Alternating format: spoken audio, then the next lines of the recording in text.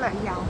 I'm Diana Green, and I was thinking about my life. You know, down here on the island, we have a little beach house, and we come down here quite often.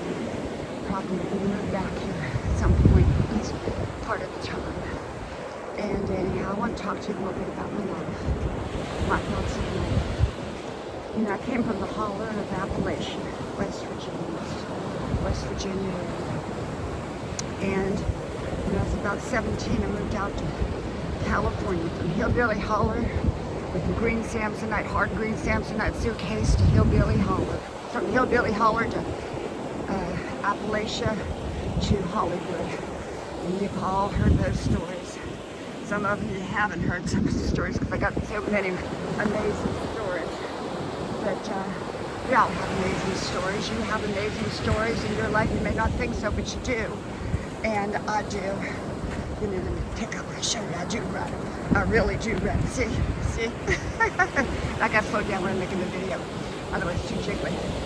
And so yeah, I was thinking about my journey. I've had quite a journey.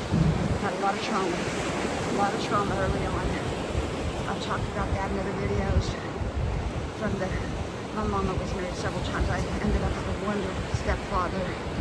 But I had one that was raging alcoholic, and boy, I tell you, as a little kid, it's a child, for a child to have to go through that. My mama wasn't married to him very long. She got out of that marriage, but boy, it traumatized me, you know.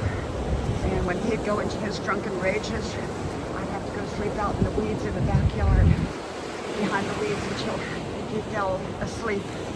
And my mama told me it was safe to come in, you know. So I lived through all that. I think he's a Christian man now. I think he got saved and living the good life. He's quite elderly now. Because if I'm 70, he's got him pushing an old age. I was aware. I think I know he's still back in Appalachia for all I know. But anyhow, I wish him well.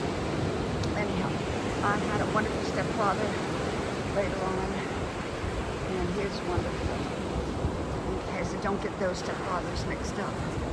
And then I got to from hillbilly holler, where we had the rusted out old cars in the beginning. Then my mama married a good stepfather who gave us a beautiful home and a beautiful life towards the tail end. And then I left for California.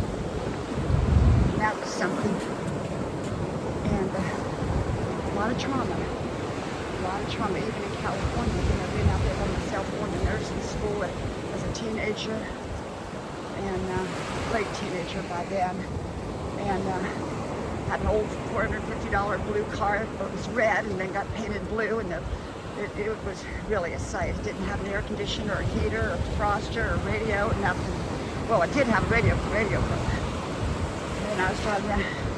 Then somebody told me, go work in Beverly Hills, this famous place, and I did. And boy, my life really changed a lot then. I had all kinds of boyfriends, of course. All kinds. Wonderful boyfriends. A few not so wonderful, but I didn't stay with those. But I had wonderful boyfriends. Some famous ones, real famous ones. Real well-known ones. You know, some that weren't well-known, most that weren't well-known, but wonderful. I call him Young Doctor in Love. He was a young surgeon. Years older than me, because I was real young too. By that point, I was still young. I was in my early 20s. I was in my early 20s. He was in his, well, about 4 years older. So, and then I had others, you know, others too. And I'm going back home now. My little tiny beach house. Wonderful steps from the beach. And so anyhow,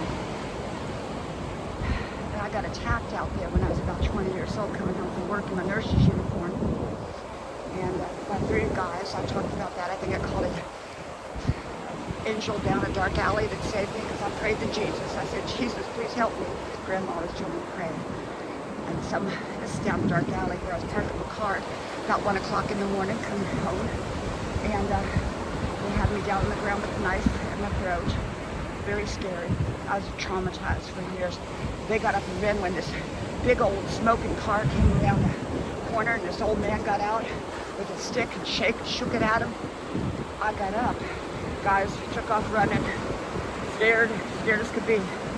The old man was standing there. I got up and started running towards the apartment, and I looked back, and he's gone. He was gone. I think it was an angel. I truly do. I truly do.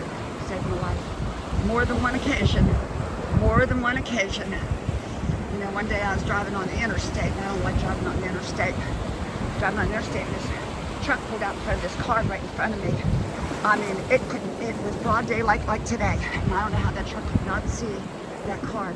Do you know, my girlfriend said, spiritually speaking, that the car and the truck had an alignment to get into a big accident, so it would take me down. You know, spiritual talk, Christian talk, he was spiritual. I don't know whether that was true, but that car kind of lifted in the air, flew around that truck, kept on going down the road. Now it's okay, but boy, that scared me.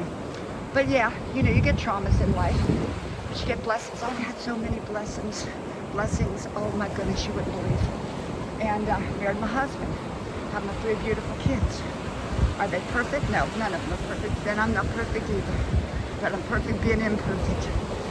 Imperfect being perfect, I don't know what you want to call it. We're all beautiful. We don't have to have perfect lives, have wonderful lives.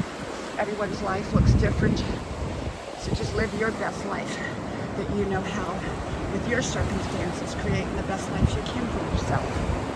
Okay? So yeah, you know, we all go through things. Everybody's just different.